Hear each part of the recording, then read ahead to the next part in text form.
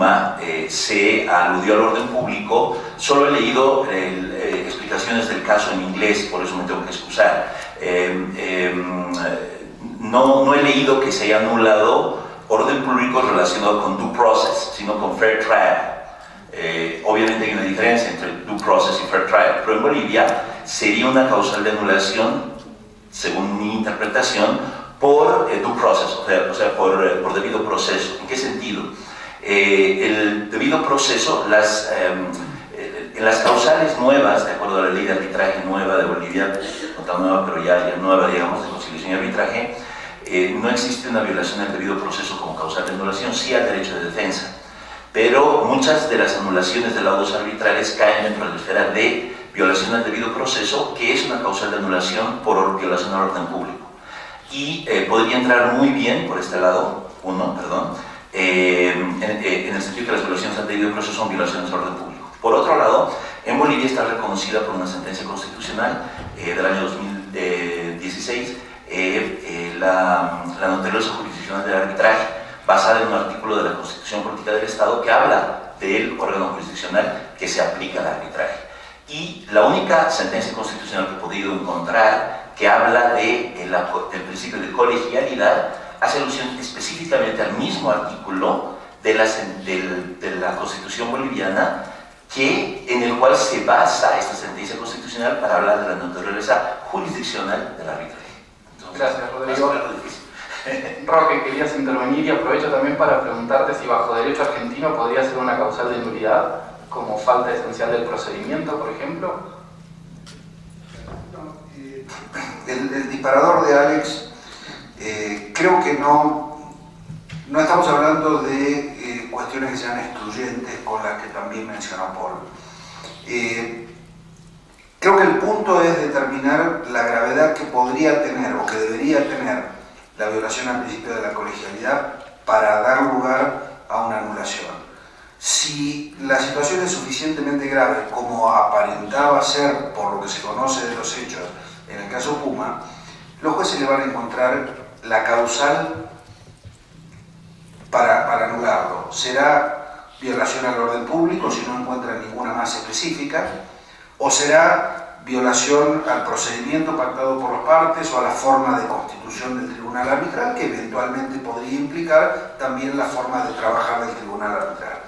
Porque, reforzando esto, me da un trabajo de ver qué quiere decir deliberar en español. Deliberar en español, diccionario de la Real Academia Española, es considerar atenta y detenidamente el pro y el contra de los motivos de una decisión antes de adoptarla y la razón o sin razón de los votos antes de emitirlos.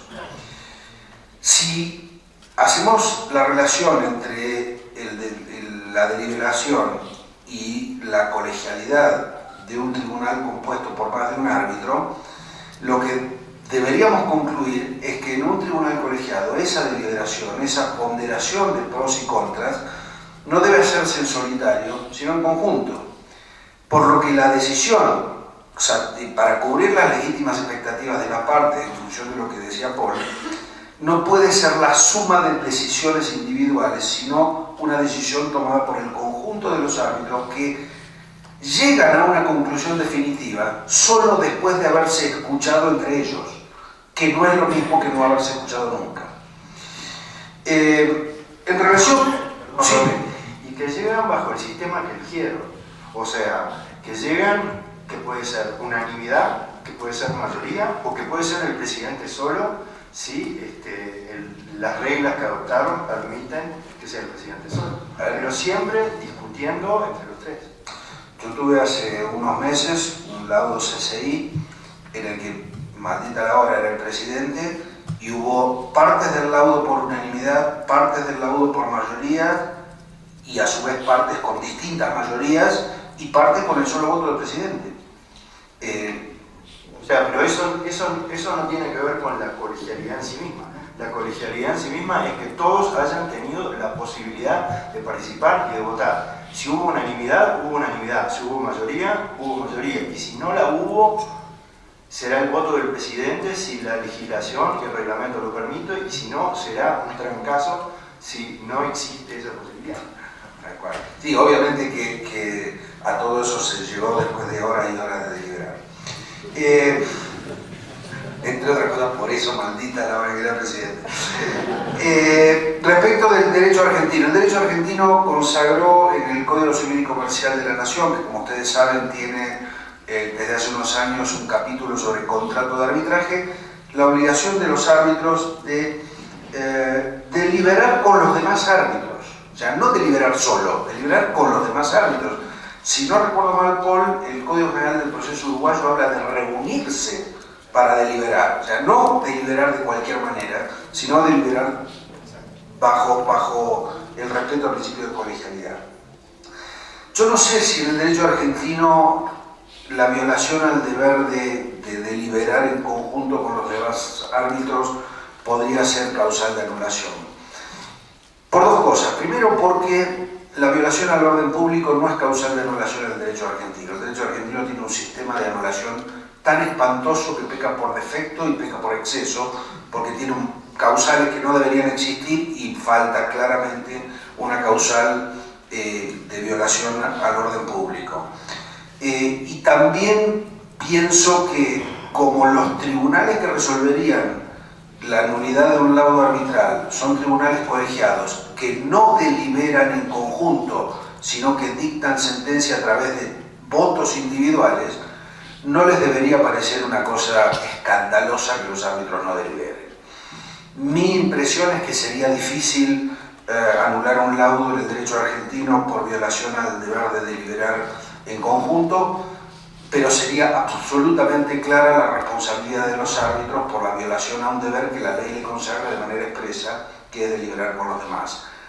Responsabilidad que, llevada al terreno civil, será relativamente fácil, a mi juicio, demostrar la infracción al deber legal y extremadamente difícil demostrar la consecuencia, cuál es el daño. Muchas gracias, Roque. Lawrence, me gustaría saber tu opinión porque has señalado que bajo la jurisprudencia francesa el principio de colegialidad es entendido como una cuestión de orden público internacional. Si no estamos a tiempo de pedir la anulación, ¿podría ser la falta de cumplimiento del principio de colegialidad una causal válida para negar el reconocimiento de un laudo? Sí, gracias por su question. With respect to the issue of the violation of the principle of collegiality of deliberations, in fact, there is as I told you a moment ago, there is a principle, it is considered as a principle of international public policy. And as you know, the violation by the award of international public policy can lead to the cancellation of the award. There is no reference as such in the cause of annulation of cancellation as to the lack of collegiality of deliberation. However, the court, and we have quite a lot of case law as from 2008 and following decisions, which show that although the cancellation of the award was sought through violation of deliberations, in fact, the court was very reluctant to find a cancellation and to cancel the award. In fact, it found, and we have in all of those decisions, it always found a way to say that collegiality deliberation have been complied with, so that there would not be any violation. So it is told by the authors that in fact, although the principle of or the requirement of deliberations is understood as a public policy issue, in fact, the French courts do not draw the consequences of this principle and considers that they always found a way to escape to the cancellation of the award. Muchas gracias, Lawrence. Y sí, Puedo complementar un poco lo de Laurence. que yo creo que la jurisprudencia francesa también en materia de reconocimiento y ejecución podría, considerando esto una cuestión de orden público internacional, y si considera que es una violación grave al orden público internacional, porque en materia de exequatur la jurisprudencia francesa es muy exigente, es la violación que crève les yeux, como puso Luca Radicati en un artículo de él, podría dar lugar a la falta de reconocimiento. What is interessant, what is interesting in that, in fact, public policy, which is at stake in this issue, is procedural public policy. It's not substantive one, and probably it should be pointed out at that stage of the discussion, because the court considers that the respect of this requirement of deliberation is a way to protect the parties, to protect them to have a fair discussion among the arbitral tribunal. So it is a procedural public policy. Y siguiendo con este tema, y para quien quiera contestar en el panel, pareciera ser que no cualquier incumplimiento o no cualquier motivo que se esgrima sería un incumplimiento valedero para estas causales que estamos viendo, sea de nulidad o de reconocimiento. En el caso Puma, pareciera ser que 9 minutos no fueron suficientes para decidir la cuestión de fondo y era razonable esperar que sea nulo. Pero, ¿cuál es la proporcionalidad que debe existir entre el incumplimiento y una sanción como lo es la anulación? Cualquiera que quiera. Si me permiten, siempre es atrayente el argumento de decir que como la deliberación está en la esencia de un tribunal colegiado, la no participación en la deliberación de un árbitro pudo haber cambiado el resultado. Es decir, si el que no participó, el que fue excluido, era tan convincente que pudo haber cambiado el voto de los demás y que por lo tanto hubiera resultado un lado diferente y por lo tanto existe materialidad en una violación. Ese argumento es siempre atrayente pero harto especulativo. ¿Okay? Y por lo tanto yo creo que hay que aplicar estándares mucho más altos. Yo creo que el primer estándar que hay que aplicar es que bajo ningún motivo una eventual causal de anulación puede cubrir lo que en el fondo es total o parcialmente la negligencia o falta de cumplimiento del propio árbitro